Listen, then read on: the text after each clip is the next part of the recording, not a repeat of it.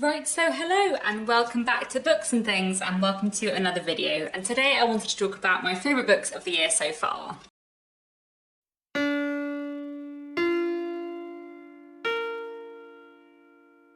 So now that we're over halfway through 2022, I thought I would make a video telling you about some of the best books that I've read so far this year. I don't actually usually make one of these. I don't usually make a mid-year favourites, but I feel like I've read a lot of fantastic things already in the first 6 months of the year, so I thought I would make a video and tell you about my favourite things that I've read so far this year. This list is very dominated by historical fiction and reasonably dominated by new releases. There's not a single Victorian book in this list, which does make me quite sad. There are a couple of classics, but none that are Victorian, so, you know, I need to step it up with my Victorian game in the second half of the year. But anyway, I do have some very exciting books to talk to you about today. In this video, I'm going to be like strict about only including books from the first half of the year, so only including books I read till the end of June. So I'm not going to talk about Gone Bush Apart by Jill Hornby, though if I was going up to July, I would be. But, you know, we're going to let that be. I'll talk about that in my favourite books of 2022 at the end of the year, no doubt. But for now, let's just talk about the books I read up to the end of June. But I will start off, before I get into the top 10, with one honourable mention. And this is an honourable mention because basically whenever I do like ranking videos and favourite books of the year, I don't ever usually include rereads and I don't ever include books that I've worked on. I work in publishing, I'm an editor, and it always feels weird to include books that I have worked on.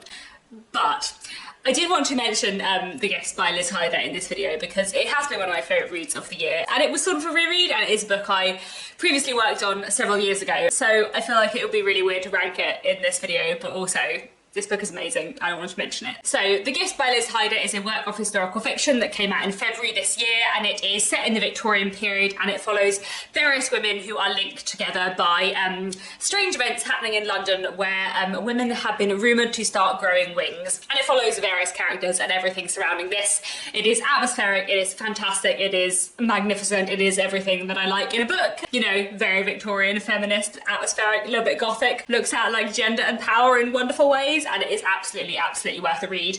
So this was published by Manila Press. I used to work at Manila Press, and I read this book when it came in on submission back in February 2020, I want to say. And then I did a bit of editorial work on this book before I left Bonnier, but I don't think I reread it in full until I reread it back in, I think, March this year.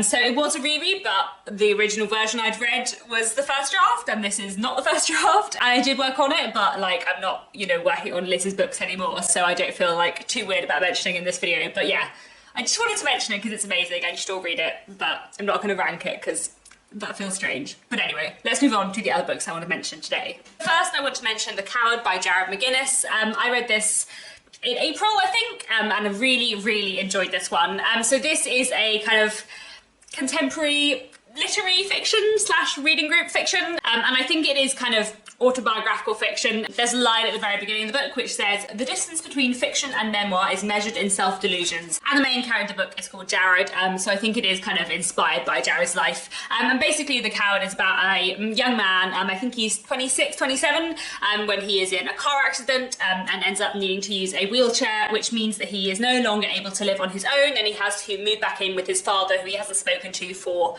years. And the book is basically about his relationship with his father, them kind of growing to understand each other more.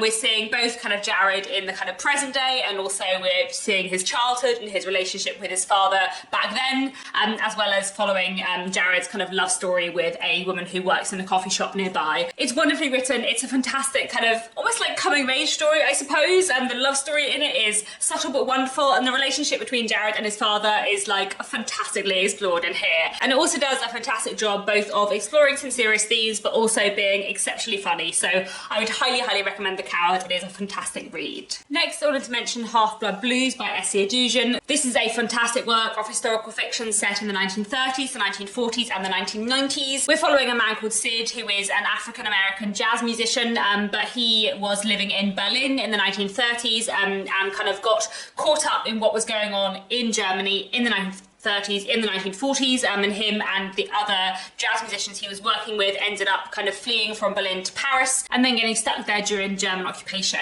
And the book is basically about Sid and his friendship, looking back on what happened at that time, and specifically about the fate of a young man called Hero, who was a musician working with them. There's so much I love about Half-Blood Blues. The historical kind of content and context in here is really fascinating. The writing is amazing. I love the way it looks in memory, and I love the way it looks in music. I really, really love a book with like music as a motif running through it, and this is a fantastic one. So one that I would absolutely highly recommend. Really, really fantastic read, and yeah, just loved it. Next, I wanted to mention Kindred by Octavia E. Butler. This is a modern classic from 1979, and this was a fantastic read. It's about Dana, who is living in the USA in the 1970s, when suddenly she is transported back in time to 1815, where because she is black, she's assumed to be a slave, and everything kind of goes on from there. She is able sometimes to get back to the 1970s, but she keeps on being pulled back to the early 19th century in order, it seems, to repeatedly save the life of a young boy. There is so much I loved about Kindred. It is fascinating for so many reasons. One, it is a work of fantastic historical fiction. Two, it is a really interesting work with speculative fiction, but also it is so pacey.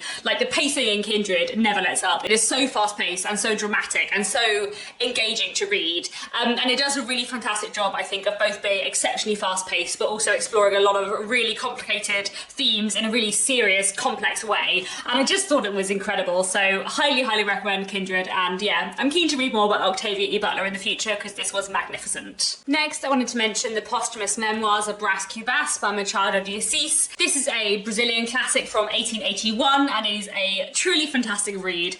This is basically the kind of life story of Brás Cubas, but the idea is that he is telling it from beyond the grave. So it is his posthumous memoirs after his death, looking back on his life, what he did in his life, his kind of career failures, his relationship with women, and everything kind of aside from that. But the thing that I really love about this book is not the story, but the storytelling, because this book is told in a fantastic, really wonderful way that feels like so fun and so imaginative. It's really like self-conscious and meta, and there are chapters which are just like dialogue, and chapters which are just like a series of ellipses, and there are chapters which are like made up of idioms, and there's just lots of like weird things that are done with the prose and the narrative style and the storytelling, which made this an utter joy to read. It's so fun, really, really interesting, and I highly, highly recommend it. I also really wanted to mention The Key in the Lock by Beth Underdown, which is a fantastic work of historical fiction. There's a lot that I love about this. It's a really wonderful book, and it's set partly in the 1880s and partly in 1918 and 1919, just after the First World War. It's about a woman who, after the First World War, is kind of looking back on the events of the war and the death of her son during the war while caring for her unwell husband. But meanwhile, she's also looking back on another tragedy that occurred many years ago in the late Victorian period when she was a young woman. And so we kind of get these like narratives side by side, and things come to the surface. There's so much that I loved about this. It is gothic and atmospheric in all the ways that I love, and the twists and turns of the plot are fantastic. The writing is really, really wonderful. But also I love how it like links these two time periods together that we often think of as so separate, and how it looks at the Victorian period and kind of just after the First World War, and kind of explores how society had changed over that period in time. I feel like that is done really, really well, and the way this book looks at like memory and change over time is wonderful. So highly, highly recommend this. Wonderful, wonderful read. Next, I wanted to mention another classic. This is Giovanni's Room by James Baldwin, which is from 1957, and this was a truly fantastic book. Giovanni's Room is about a young man called David living in 1950s Paris. Him and his girlfriend are sort of having a break in their relationship. He asked her to marry him. She wasn't sure whether or not she wanted to say yes, so she's gone away to kind of work out what she wants. And meanwhile, while David is living alone in Paris, he meets and falls in love with a man called Giovanni. And this book is about sexuality and coming of age and societal pressure and kind of understanding yourself and so much more. And I loved it for so many reasons. I thought it was absolutely, absolutely beautifully written. Like, James Baldwin's writing is immensely fantastic. I can't wait to read more by him. The prose was just like excellent, and the symbolism, and usually I'm not one for symbolism, like the symbolism was amazing, and this book was just so fantastically written. But also the atmosphere, the characterization, the themes it has to explore, the way it looks at the differences between Europe and the USA at this point in time, and sometimes it's not even the real differences but the differences David perceives. Like, there's just so much in this book that was amazing, so I highly, highly recommend it. This is my favourite classic of the year so far. So I have 4 books left to talk about, which are basically all joint my favourite book of the year. Is that true? I don't know. I'm putting them in a loose order, but to be honest, on a different day, any of these books could be my favourite book of the year.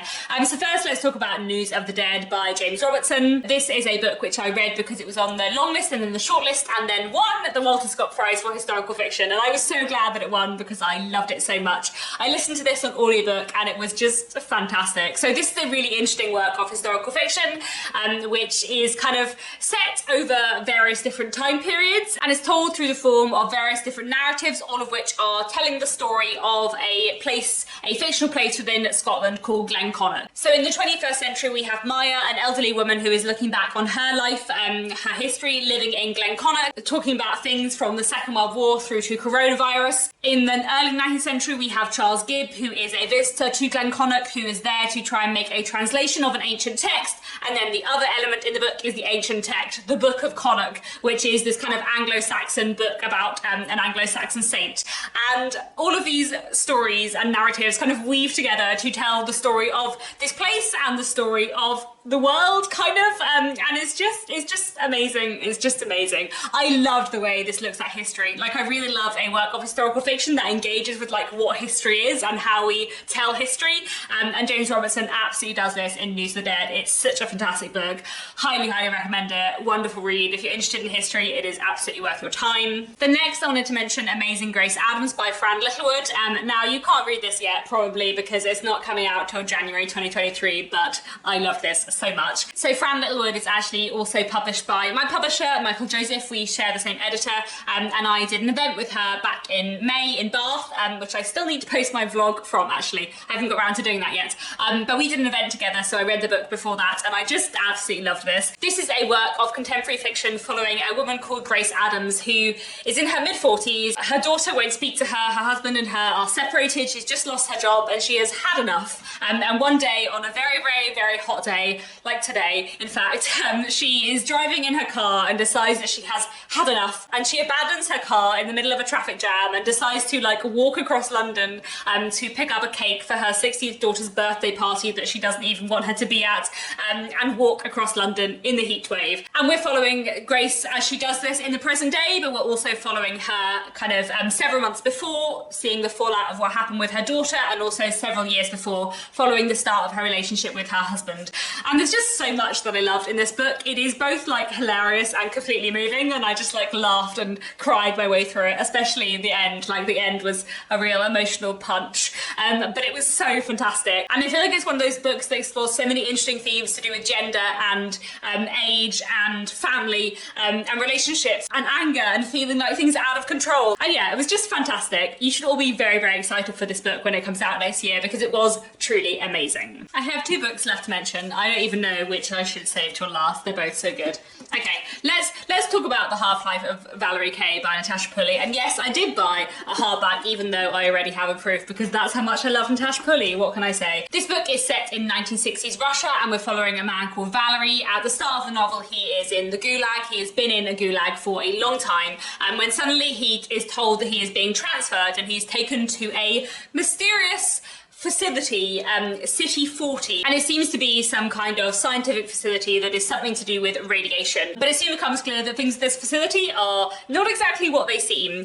And meanwhile, he also kind of strikes up an uneasy friendship with the head of security there, a KGB officer called Shenkov. And the book is about their relationship, as well as about Valerie's time kind of working out what exactly is going on at City 40. There was just so much that I loved about this book. Like all of Natasha Pulley's books, it is incredibly written, and it has a amazing balance between like wry wit and humour and like absolutely devastating, traumatic, poignant moments. And like, it's so powerful and it looks at such dark themes, and it is incredibly raw and emotional, but it's also funny and smart and fun, and it's just fantastic. And the way this book looks at history, and the way that it looks at the nuance of people within history, and how difficult it can be to act well and to do good things depending on your historical context. Like, I just loved it so much. It was just amazing. It was just an utterly amazing book, and I cannot recommend it enough. But finally, the last book I wanted to mention today in my favourite books so far of 2022 is Briefly a Delicious Life by Nell Stevens. This is a proof copy, but this did come out in June, and it is truly, truly fantastic, and everybody should read it. And it's just